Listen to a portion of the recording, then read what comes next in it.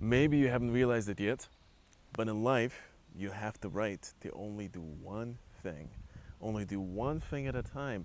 Think about it. Let's say you quit your job, you save some money, and you want to start a business. And then on Monday, you're working on your business. And then on Tuesday, you decide to spend the whole day checking out the restaurants. And then on Wednesday, maybe you decide to take the whole day off for training and preparing for a marathon. And then each day of the week, you're doing something else. And only Mondays, you do your business. Are you going to be successful on your business? Could Apple have been successful if they just focused, if the Steve Jobs and Steve Wozniak focused on Apple just one day at a time?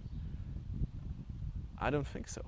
But it happens so often to all of us. We think we can do everything. We think we can find a new girlfriend. We think we can lose weight. We think we can get the next promotion at work. So we set many, many goals. And then what happens? We slowly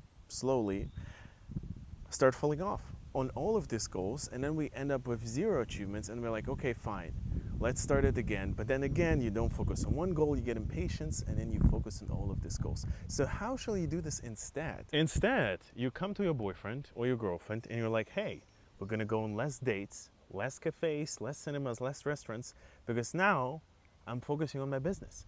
I'm not gonna go to the gym and try to have my best PR. I'm just gonna maintain.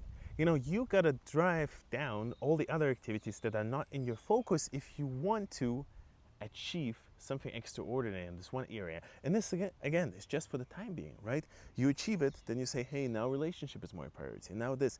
And the art is to do it consciously, because sometimes we focus on one thing by force. Let's say you got kids. Sometimes kids become your all-in-one priority. I mean, when you have these little funny creatures lying around, running around, and they cannot let you sleep, of course you focus on them.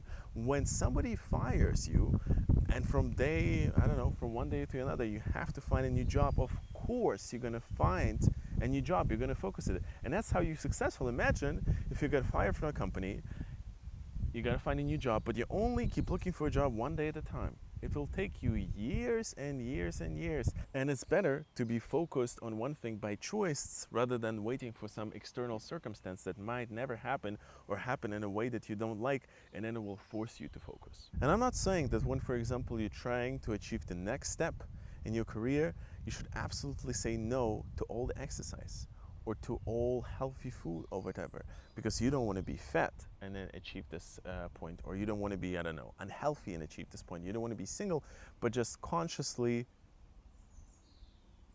turn it down to maintenance and not turn it down to max out in all of your different areas. And the funny thing is that the focus is hard.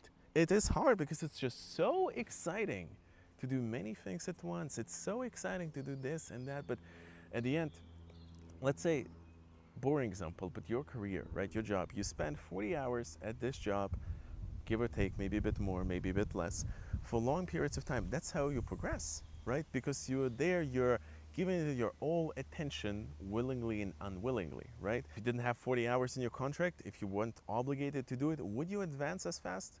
Probably not. I mean, maybe then you would advance in the thing that you enjoy more. I don't know, maybe you'd become the best chef because you're at home, you have all the time for cooking. But the job is, again, this is this forced way to get good at something, right? To progress. And my message to you is try to see what things that are not forced, right, that are within my control, that I can consciously implement, I want to focus on just one thing at a time. One thing at a time. And I'm not a scientist, but if I had to guess how roughly you have to distribute your time, I would say maybe it's 70-30. So 70 you focus on your big task, and then 30 you includes all the social hangouts and all your food and exercise and all the other stuff that is essential but just not priority right now, maybe some hobbies, but 70% you focus on the main thing. Of course, first you have to identify and commit to what is the main thing, right? Committing and identifying is hard. What do I want the most now? Do I want a girlfriend, Do I want to lose weight? Do I want to make more money? Going within and really like talking to yourself and reflecting, this is hard. But then committing is even harder, because when you commit to losing weight, right? And then you're doing the diet for 2 weeks and you feel some progress, you're like, I can now switch to other goals. But that's a mistake, right? You gotta commit for a long time to see a result. And it's very easy to reap the first fruits of labor and say, oh, fine, we're leaving it. And then we're moving on to the next one. Commitment is hard, but that's how you get to where you want to be. That was, of course, number one Poppy, and I'm gonna go and pursue my committed goals. See you, my friends.